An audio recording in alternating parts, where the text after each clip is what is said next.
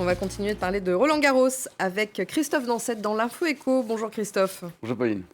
Le tournoi a donc débuté hier à Paris, à la Porte d'Auteuil. Un tournoi de nouveau particulier puisqu'il se fait avec un retour limité du public et avec forcément des conséquences économiques. Oui, un retour limité du public avec une jauge somme toute assez importante, moins importante que l'année dernière, mais tout de même importante, et qui changera au milieu, puisqu'à partir du 9 juin, eh bien, la France entre dans une deuxième phase de déconfinement avec des règles plus souples. Donc concrètement, jusqu'au 8 juin, eh bien, seuls un peu plus de 5000 spectateurs sont autorisés sur l'ensemble du site, 5388 très exactement, sur les 18 cours, donc sur les 3 plus grands cours, eh bien, la limite est de 1000 personnes.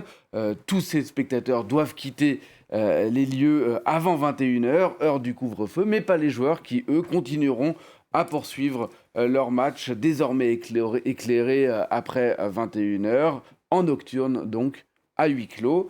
Et à partir du 9 juin, deuxième période, la jauge passera à un peu plus de 13 000 personnes, 13 146 sur l'ensemble du site, 5 000 sur les grands cours. Et tous ces 13 000 personnes devront présenter un pass sanitaire qui sera un peu inauguré aussi pour l'occasion, c'est-à-dire un certificat de test PCR ou antigénique négatif, ou bien un certificat de vaccination. Alors cela va avoir des conséquences financières pour les organisateurs. Oui, puisque la fédération affirme qu'elle vendra autour de 118 000 billets cette année. C'est certes beaucoup plus que l'année dernière, mais c'est beaucoup moins que le record de 2019 où, vous le voyez, on avait quasiment frôlé les 500 000 spectateurs durant la quinzaine. Et oui, forcément, cela va peser sur les comptes de Roland-Garros et plus généralement sur les comptes du tennis français, puisque le tournoi du Grand Chelem est géré par la Fédération française de tennis et assure 80% de ses revenus. Ceci dit, il faut relativiser, et on le voit sur ce graphique, puisque la billetterie ne représente que 17% du chiffre total de la Fédération française de tennis en 2018. L'essentiel provenant des partenariats, des relations publiques et puis surtout aussi des droits de diffusion de télé qui, eux, ont continué à augmenter avec pour conséquence que malgré la pandémie, eh bien, Roland-Garros n'a pas perdu d'argent l'année dernière. Le chiffre d'affaires est certes passé de 260 millions d'euros en 2019 à un peu moins de 250 millions d'euros l'année dernière, mais la fédération de tennis a tout de même réussi à dégager une marge d'un peu plus de 24 millions d'euros. Les dégâts sont donc en somme limités. Alors vous parlez de dégâts limités, mais la fédération a tout de même besoin d'argent. Elle s'est lourdement endettée.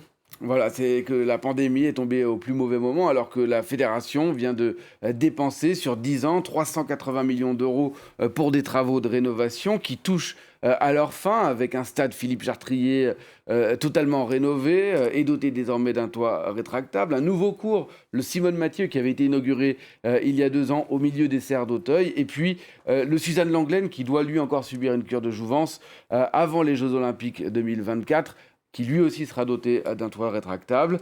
Tous ces travaux devaient en principe permettre d'accueillir plus de public, donc pour l'instant c'est pas le cas, et puis d'être un petit peu moins dépendant de la météo et aussi des horaires, puisque désormais avec des éclairages artificiels, eh bien, les matchs peuvent se jouer beaucoup plus tard, avec en prime la possibilité de diffuser en prime time les matchs joués après 21h. On va parler des droits télé qui ont été révolutionnés avec l'arrivée d'un nouvel acteur.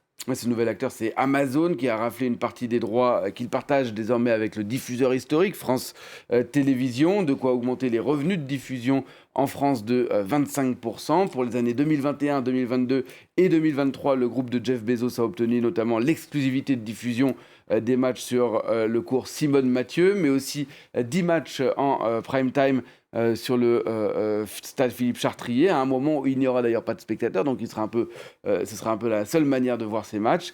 Et avec cette diffusion, eh bien, Amazon Prime fait une entrée assez remarquée dans la diffusion du sport en France. Le groupe également pourrait à terme diffuser peut-être des matchs de football, de championnat de France. On sait que les négociations vont reprendre pour les matchs de Ligue 1 dans les prochaines semaines. Le géant du commerce en ligne qui est déjà présent dans d'autres pays et qui a fait du sport un moyen de conquête de nouveaux publics. Il est d'ailleurs devenu un acteur de poids au Royaume-Uni où il diffuse déjà des matchs de football, ou aux États-Unis où il a mis plus d'1 milliard de dollars pour les droits du championnat de football américain.